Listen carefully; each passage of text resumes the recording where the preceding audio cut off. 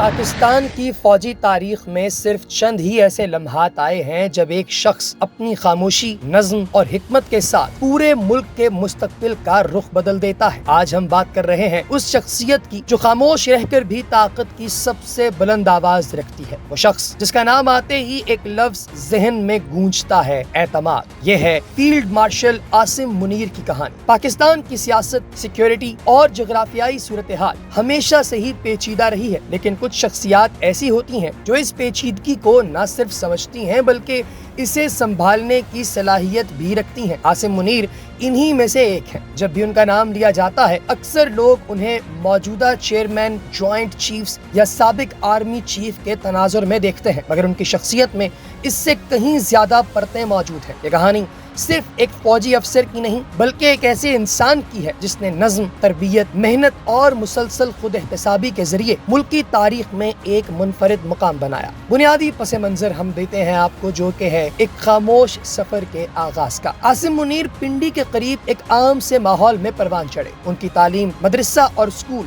دونوں میں ہوئی اور یہی امتزاج ان کی شخصیت میں نظر آتا ہے۔ ان میں مذہب سے جڑے رہنے کا عنصر بھی مضبوط ہے اور جدید اسٹریٹجک سوچ بھی موجود ہے۔ ابتدائی تعلیمی دور میں ہی ان میں نظم، وقت کی پابندی اور قائدانہ صلاحیتیں نمایاں ہونے لگی۔ ان کے اساتذہ کہتے ہیں کہ وہ کلاس میں سب سے کم بولتے تھے، لیکن جو کچھ بولتے تھے سوچ سمجھ کر بولتے تھے۔ یہی بات بعد میں ان کی پیشہ ورانہ زندگی کی بنیاد بنی۔ پھر بات کرتے ہیں پاکستان ملٹری اکیڈمی کی، جو ان کی پہلی شناخت ہے۔ عاصم منیر نے پاک فوج میں شمولیت کے بعد پاکستان ملٹری اکیڈمی یعنی PMA کاکول میں نہ صرف بہترین کارکردگی دکھائی بلکہ انہیں سوارڈ آف آنر بھی پیش کی گئی، جو کہ آپ جانتے ہیں صرف انہیں ملتی ہے جو نمایاں کیڈٹس ہوتے ہیں۔ یہ اعزاز ہر کسی کو نہیں ملتا۔ اس بات کی علامت ہے کہ ایک نوجوان افسر مستقبل میں غیر معمولی ذمہ داریاں سنبھالنے کی صلاحیت رکھتا ہے۔ اکیڈمی میں ان کا طرز عمل، ان کی برداشت اور مشکل حالات میں پرسکون رہنے کی عادت نے سینئرز کو متاثر کیا۔ یہیں سے ان کے اندر لیڈرشپ کی وہ مضبوط جڑیں پڑیں جنہوں نے آگے چل کر انہیں ملک کے اعلیٰ ترین عہدوں تک پہنچایا۔ کمانڈ اینڈ انٹیلیجنس، وہ دور جس نے سوچ بدل دی۔ عاصم منیر کا سب سے منفرد پہلو یہ ہے کہ وہ فوج کے ساتھ ساتھ پاکستان کی دونوں بڑی انٹیلیجنس ایجنسیوں یعنی MI اور ISI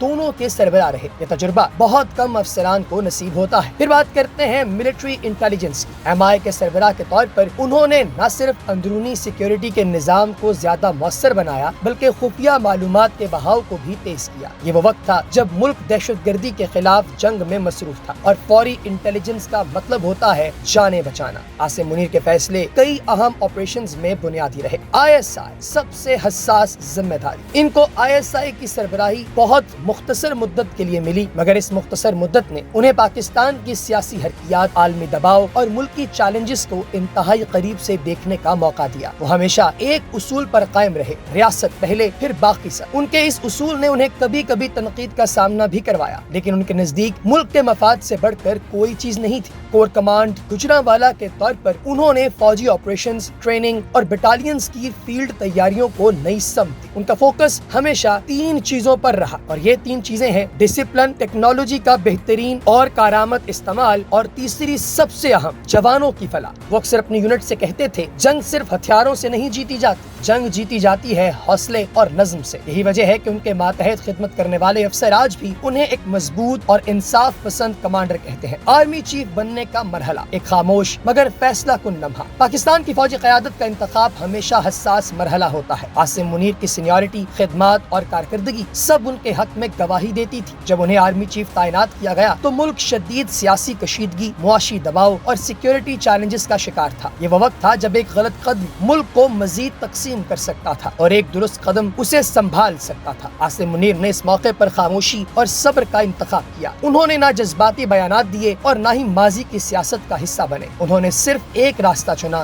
ریاست مضبوط ہوگی تو سب مضبوط ہوں گے۔ ان کا انداز قیادت خاموش مگر بے حد مؤثر۔ عاصم منیر کا سب سے नमाया पहलू ये है कि वो कम बोलते हैं लेकिन उनके फैसले बहुत कुछ कह देते हैं। इदारों को एक पेज पर रखना। उन्होंने बार बार कहा कि मुल्क को आगे ले जाने के लिए इदारों को एक दूसरे के साथ मिलकर चलना होगा। ये सोच पाकिस्तान जैसे मुल्क के लिए बहुत अहम है। मुआशी इस्तेहकाम को सिक्योरिटी का हिस्सा समझना। उन्होंने वाज़ेह कर दिया कि मुआशी बहरान कौम को कमजोर करता है और दुश्मनों के लिए मौके पैदा करता है, इसलिए वो मुआशी पॉलिसियों के इस्तेहकाम को कौमी सलामती का हिस्सा समझते हैं। बैरूनी खतरात के मुकाबले में सख्त मौक़िफ़, खा वो भारत हो, अफगानिस्तान की सूरत हाल हो या इलाकाई चैलेंजेस, आसिम मुनीर का मौक़िफ़ हमेशा साफ रहा। पाकिस्तान के खुद मुख्तारी पर कोई समझौता नहीं। आसिम मुनीर की खास बात यह है कि वो जवानों के दरमियान किरदार और सख्ती को सबसे ज्यादा अहमियत देते हैं। उनके नजदीक फौज की ताकत उसके जवान होते हैं। वो अक्सर कहते हैं कि जब तक मेरा जवान सरहद पर खड़ा है पाकिस्तान महफूज है। उनके दौर में जवानों की वेलफेयर बेहतर हुई, ट्रेनिंग स्टैंडर्ड्स में इजाफा हुआ और जदीद टेक्नोलॉजी के इस्तेमाल में तेजी आई। ये तमाम तब्दीलियां इस बात का सबूत है कि वो सिर्फ आज नहीं सोचते बल्कि आने वाले कल का भी ख्याल रखते हैं। फील्ड मार्शल आसिम मुनीर ने आलमी ताकतों के साथ पाकिस्तान के ताल्लुकात को नई समत देने की कोशिश की, चाहे चीन हो, सऊदी अरब, यूएई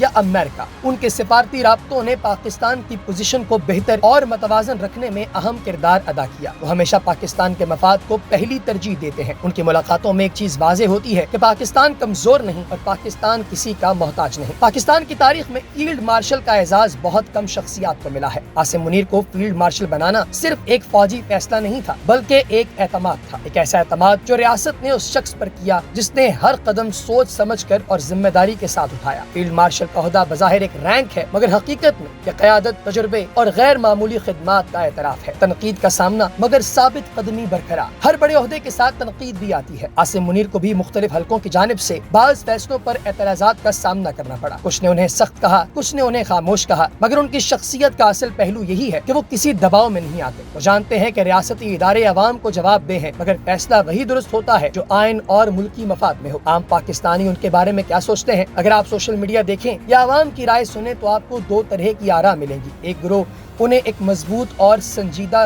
लीडर समझता है जबकि दूसरा गिरोह चाहता है कि वो ज्यादा खुलकर आवाम से बात करे। लेकिन दोनों गिरोहों की एक बात मुश्तरक है, वो ये तस्लीम करते हैं कि आसिम मुनीर का किरदार पाकिस्तान के अहम तरीन अदवार में फैसला कुन रहा है। एक इंसान के तौर पर आसिम मुनीर की अगर बात की जाए तो हम एक फौजी को एक सख्त, जज्बात से दूर शख्सियत के तौर पर देखते हैं आम तौर पर, मगर जो लोग उन्हें जाती तौर पर जानते हैं वो कहते हैं कि वो निहायत मतवाजन, हसास और शुक्रगुजार इंसान है। वो मजहब के करीब है, वक्त के पाबंद है और अपनी अना को फैसलों के दरमियान नहीं आने देते। उनकी शख्सियत का ये पहलू अक्सर मीडिया से दूर रहता है लेकिन ये पहलू उन्हें एक मुकम्मल इंसान और मजबूत रहनुमा बनाता है। फील्ड मार्शल आसिम मुनीर के मौजूदा किरदार के साथ पाकिस्तान एक नए दौर से गुजर रहा है। मुआशी चैलेंजेस, सियासी तकसीम, दहशत गर्दी का दोबारा बढ़ता खतरा और आलमी ताकतों का दबाव, ये सब हकीकतें हैं मगर साथ साथ एक हकीकत और भी है। पाकिस्तान के पास वो क़यादत मौजूद है जो खामोशी से मुसलसल और पूरी जिम्मेदारी के साथ मुल्क को मुश्किलात से निकालने की कोशिश कर रही है। ये सफर आसान नहीं लेकिन नामुमकिन भी नहीं। अब आता है असल सवाल। कुछ लोग आसिम मुनीर को सख्त गिर कहते हैं, कुछ उन्हें सबसे बेहतर इंतखाब करार देते हैं, मगर एक बात तय है कि पाकिस्तान की तारीख में उनका नाम हमेशा उन रहनुमाओं में शुमार होगा जिन्होंने मुल्क को मुश्किल वक्त में संभाला। आखिर में सवाल ये नहीं कि वो कौन है, असल सवाल ये है कि क्या हम एक कौम के तौर पर इन मुल्कों की तरह संजीदा और मुत्तहिद होने के लिए तैयार हैं जहाँ इदारों का एहतराम एक उसूल होता है? अगर जवाब हाँ है तो पाकिस्तान का मुस्तकबिल रोशन है और अगर नहीं तो कहानी अभी मुकम्मल नहीं हुई।